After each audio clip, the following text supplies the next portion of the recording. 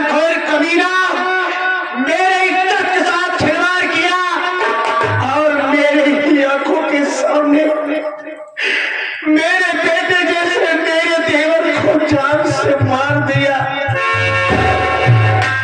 मेरे सामने मेरा बेटा तड़प रहा था मगर मैं कुछ नहीं कर पाई। ओ कमीना मुझे ले गया नदी में फेंक दिया और मैं नदी में बहते बहते जंगल में चली गई। उस जंगल में पहुंची जिस जंगल में डाकू लोग रहते थे। डाकुओं में से एक साथी ने गया सरदार से बोला कि सरदार जी नदी के अंदर किसी औरत की लाश दिखाई दे रही है। सरदार जी ने बड़े दयालु थे, बड़े नेक इंसान थे। वो आए,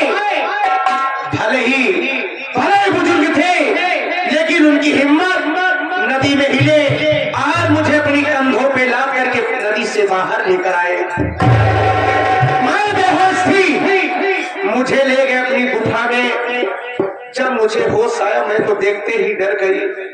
मैं सोची कि मैं यहाँ कैसे चली आई और मैं सरदार जी से बोलने लगी, सरदार जी मुझे क्यों बचा लिए, मुझे मर जाने दिए होते। लेकिन कहने लगे कि नहीं बेटी, अभी तेरी जिंदगी बहुत लंबी है, क्यों मरना चाहती है, पहले मुझे बता कि तेरी ये दुर्दशा किसने किया। मैंने अपनी सारी बीती कहानी को बताई कि सरदार जी मेरी जिंदगी में आग लगाने वाला, मेरी जिंदगी को बर्बाद करने वाला, मेरे घर को जाने वाला कोई दूसरा नहीं बल्कि मेरा ही सगा जेठ है। उसने मेरे इज्जत के साथ खिलवाड़ किया, मेरे देवर के पेट में चाकू मार करके उसे जान से मार दिया। मैं नहीं जीना चाहती हूँ। उन्होंने कहा बेटी क्या तेरे मर जाने से क्या तेरा दुश्मन मर जाएगा, अगर तुम चाहो तो अपने दुश्मन से बदला ले सकती हो। मैं बोला सरदार जी अगर मैं उसके पास जाऊंगी तो हरामखोर मुझे जान से मार देगा। उन्होंने कहा ना बेटी ना, अगर तुझे अपने दुश्मन से अपनी इज्जत का बदला लेना है तो ऐसे नहीं, तू अपना रास्ता बदल दे। अगर तू अपनी इज्जत का बदला लेना चाहती, अपने देवर के खून का बदला लेना चाहती तो मेरी बात मान, ये ले उठा बंदूक और राधिका से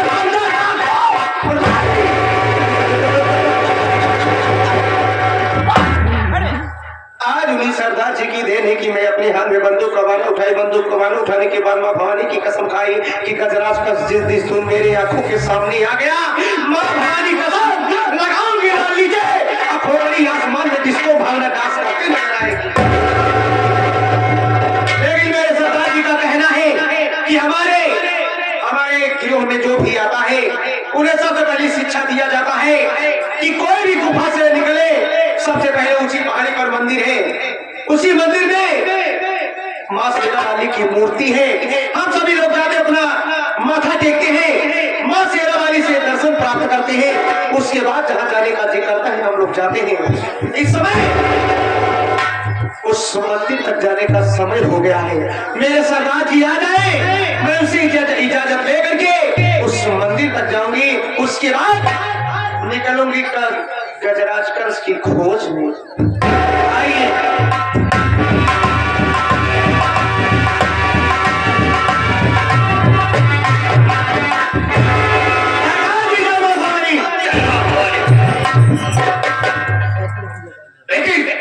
जो बातें मैं तुमसे पूछूंगा वो बातें आपको साफ साफ बताना होगा। जिस वक्त तुझे पाया था पहाड़ी पे तुम्हारा इलाज किया मैंने, इलाज करने बाद मैं अपने क्यों इलाज किया, क्योंकि मैं बुजुर्ग हो चुका हूँ। नया वक्त बुजुर्ग है, मैं चलो कब तो नहीं, आज तो बेटी में कामयाबी हो चुकी है। तुमसे बातें पूछूंगा बेटे, बताओ ना होगा बेटे।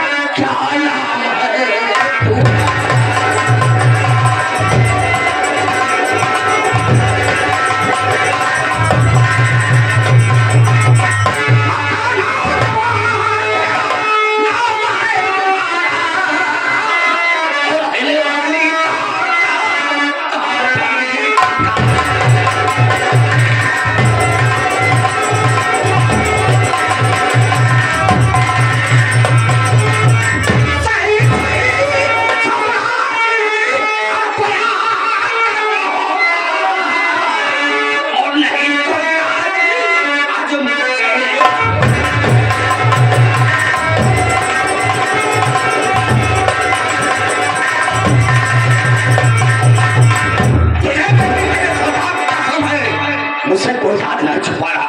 क्योंकि मैं मदद गरीबों को करता हूँ, मैं गिरा इंसान की मदद करता हूँ और उठा इंसान की मदद नहीं करता हूँ।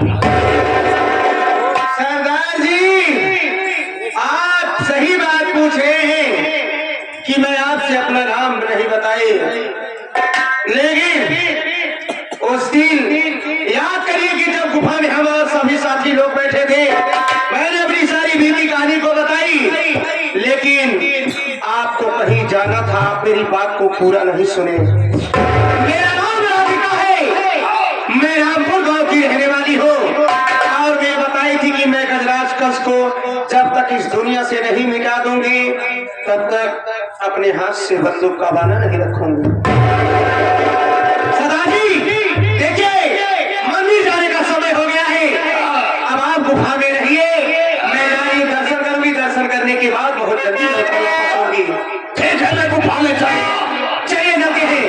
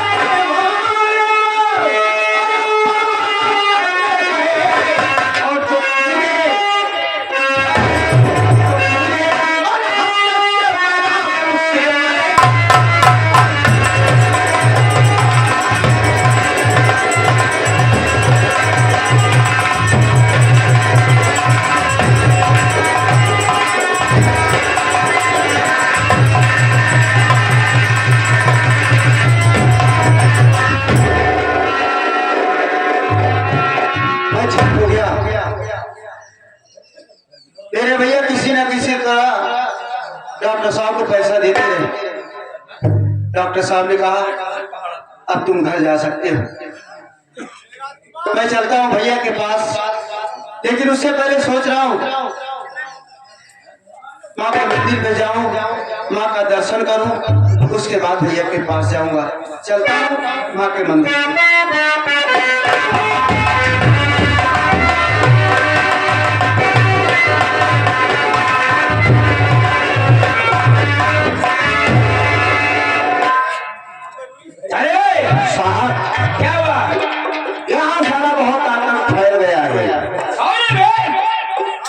शेरनी डाकू रानी यहाँ ठाम का हल्का बचा रखा है और सब गरीबों का जीना खराब कर दिया है। अबे तुम्हें पता नहीं है कानून के हाथ कितने लंबे होते हैं। चीज कानून के हाथ में आ जाएगी तो मौत मारी जाएगी। सरकार की तरफ से 1 लाख रुपए इनाम रखा हुआ है। 1 लाख मैं डाकू रानी को गोली मारूंगा, इनाम मैं उड़ूंगा। काहे अकेले ही है बाबा? जो कोई गिरफ्तार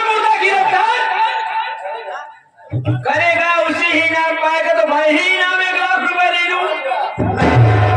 ऐसे नहीं होगा साहब। क्यों बे? मैं जिंदा या मुर्दा पकड़ लूंगा। तो तुम्हारे बस की बातें नहीं है। अगर तुम साथ रहो, मेरे साथ रहोगे, सीख जाओगे धीरे धीरे। नहीं कि पाओगे। वहाँ मैं गोली नहीं चलाता। क्या करते हो तुम? मैं ऐसा लकड़ जकड़ लेता हूँ।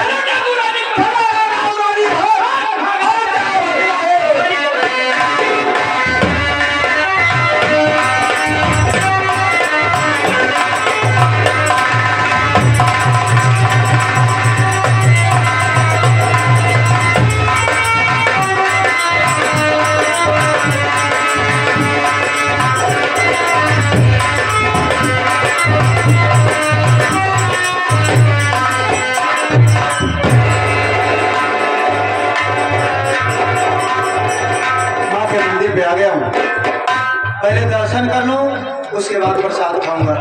ये लीजिए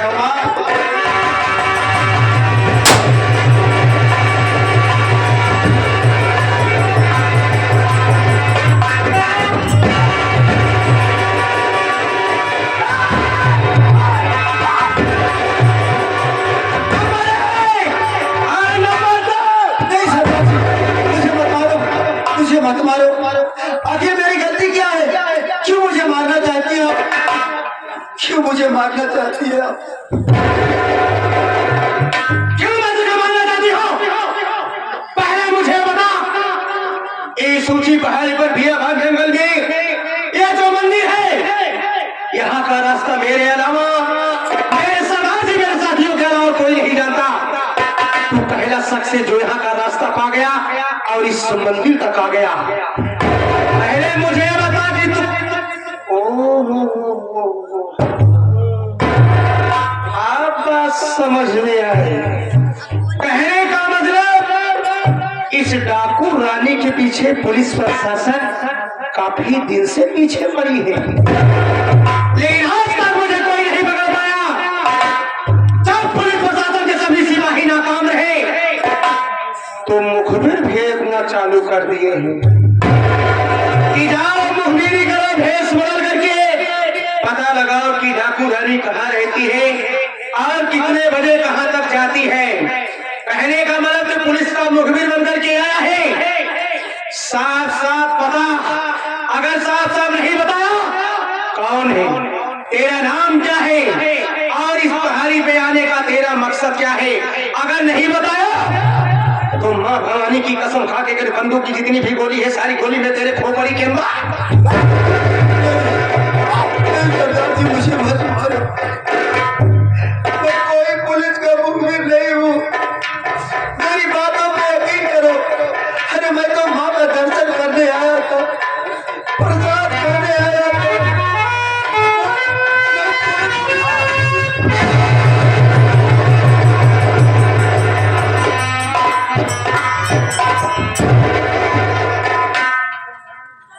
हे भगवान, ये मैं क्या देख रहा हूँ? सरदार जी की सूरत तो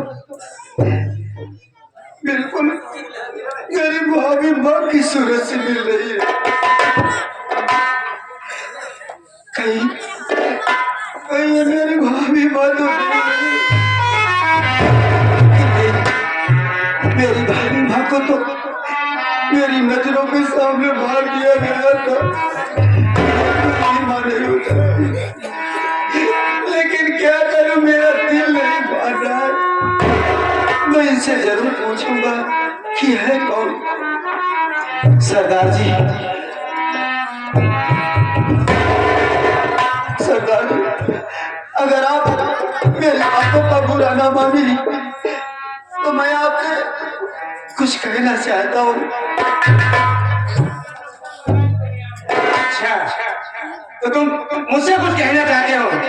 एक बात सुनो, मैं कहीं भी जाती हूँ तो ज्यादा देर तक नहीं रुकती हूँ, ना ही मेरे पास इतना समय रहता है कि किसी के सामने बकवास कर सकूं। और ये बात कुछ कहने का तुम्हारा इरादा है तो कह सकते हो, और जो भी कहना है जल्दी में कहना, ठीक है? बोलो। सरदार जी, मेरी बात सुनो।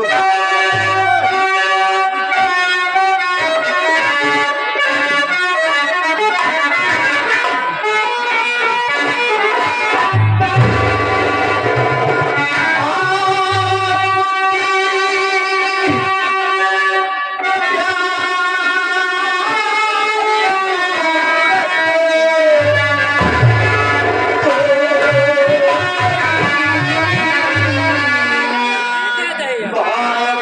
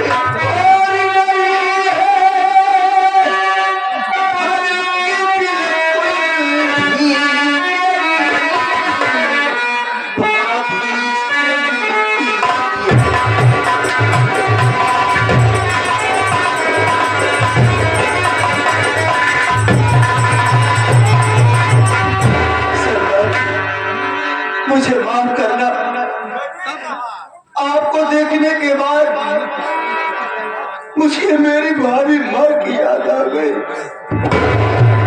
क्योंकि आपकी सूरत और मेरी भाभी माँ की सूरत बिल्कुल एक जैसी है सरदार जी। वाह, क्या कह रहे हो कि मेरी सूरत तुम्हारी भाभी से मिलती है? अच्छा, बड़ा अच्छा दिमाग लगा दिया। हाँ? दिमाग यही लगा रहा है कि राखू रानी इतनी बेवकूफ है कि मेरी बातों में आ रही है।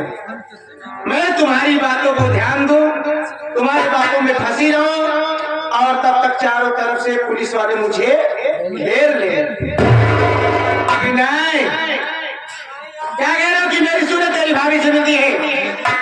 लेकिन उसके पहले मैं भी तुमसे कुछ पूछना चाहती हूँ और सारी बात सच बताना।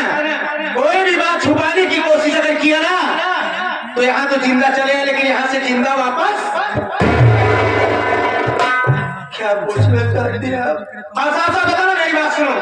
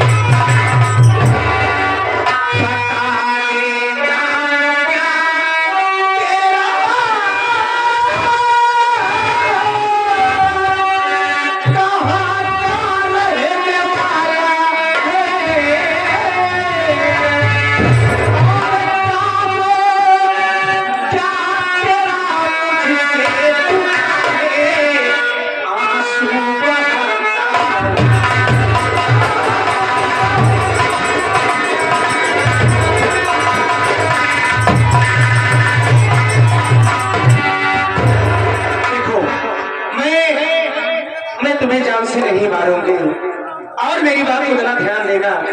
यही बताओ, अभी अभी तुमने कहा कि मेरी सूरत तेरी भाभी से मिलती है, तो मुझे भी यही बता, तू कौन है, तेरा नाम क्या है और किस गांव के रहने वाले हो, और ऐसी कौन सी मुसीबत, ऐसी कौन सी परेशानी आ गई जो तुम्हें मजबूरन इस पहाड़ी तक आना पड़ा। जरूर बताऊंगा सर।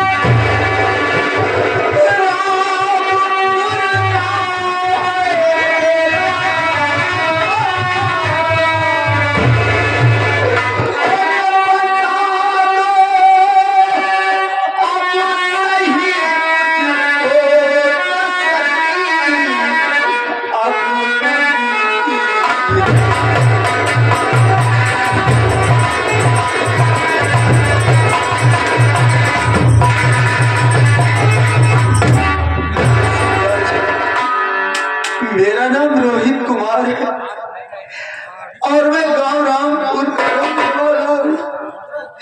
मैं आपसे झूठ नहीं बोल रहा हूं सरदार जी, मैं सच बता रहा हूं सरदार जी।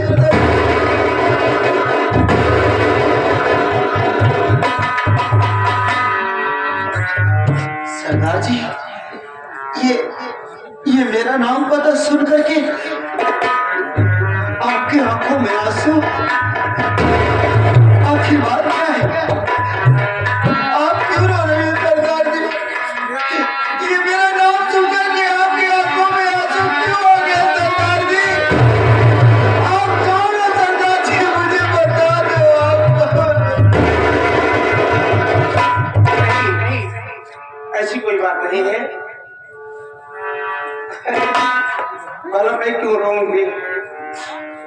उससे तुम्हारी कहानी से क्या मतलब है? अरे हाँ, क्या कह रहे हो? तुम्हारा नाम रोहित है और तुम रामपुर गांव के रहने वाले हो।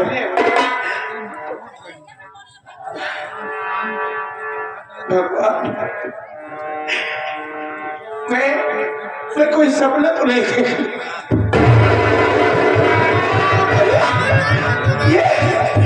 ये कह रहा है कि मेरा नाम रोहित है और गांव भी सही बता रहा है और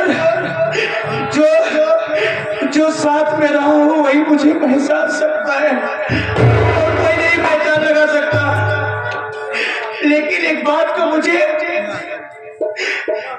अरे उसे मेरी आंखों के सामने खुद मैं अपनी आंखों से देखी, कबीला गजरात ने मेरे देवर के पेट में चाकू मार दिया।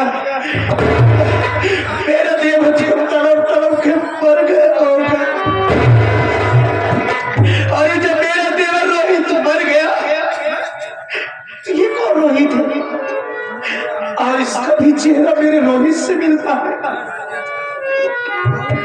लेकिन हो सकता है जब तक भगवान के आदेश नहीं होता है तब तक इस धरती पे किसी को कोई मारने वाला पैदा नहीं है। ये मेरा ही रोहित है और मेरे रोहित के अलावा कोई नहीं हो सकता।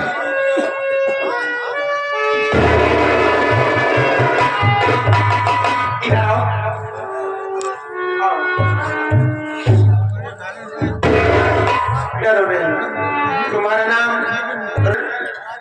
तुम्हारी भाभी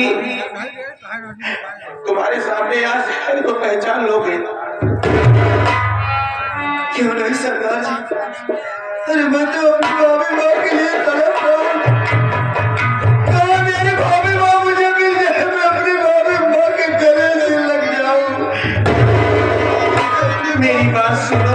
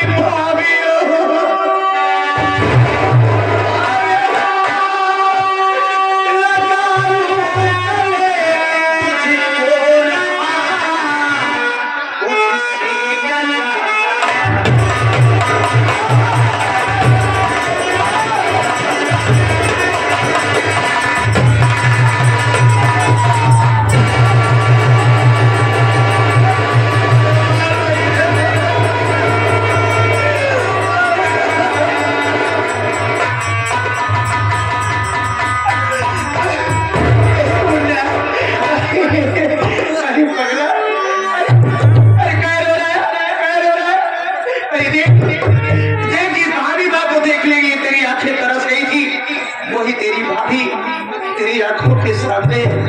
अब मत रो ना, मत रो भाभी माँ, अब तुम मुझे मिल गई हो ना, मुझे छोड़ के मत जाना भाभी माँ, मैं तेरे बगैर नहीं रह सकता भाभी माँ।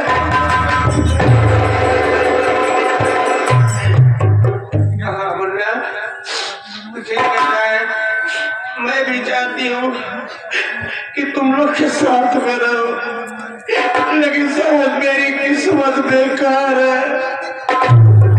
अब तेरी भाभी और भाभी नहीं, अभी एक डाकू रानी बन गई है। अब तेरा मेरा रास्ता अलग हो गया मुन्ना, और किस रास्ते में तेरी भाभी चल रही है, इस जिंदगी का कोई भरोसा नहीं है।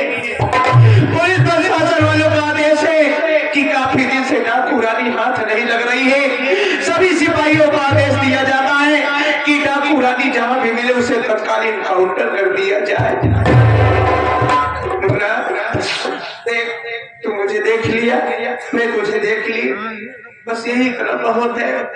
और मैं कहीं भी जाती हूँ तो मैं डर के बारे कहीं नहीं रुकती हूँ।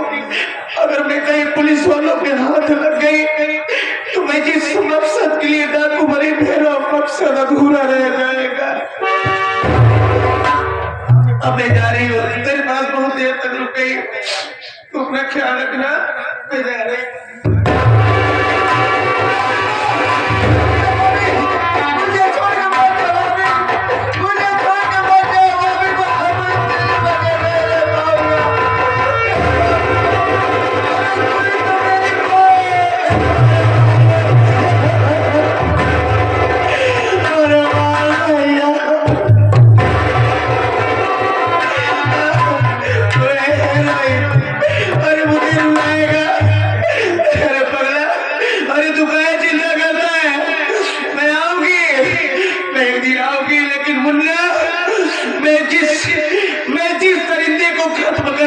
बंदूक उठाई, मेरा दुश्मन कोई है तो गजराज कंस है। जब तक मैं उस गजराज कंस के बच्चे को दुनिया से नहीं मिला दूंगी तब तक तो भूल जाना, तब तक तो भूल जाना कि तेरी कोई भाभी भी नहीं है।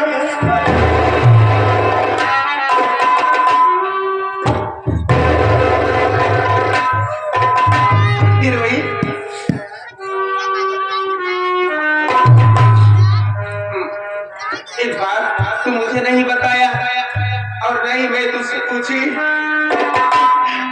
बता, मुझे तो घर से आए काफी दिन हो गए, तेरे भैया कैसे आए? तेरे भैया मुझे याद करते हैं।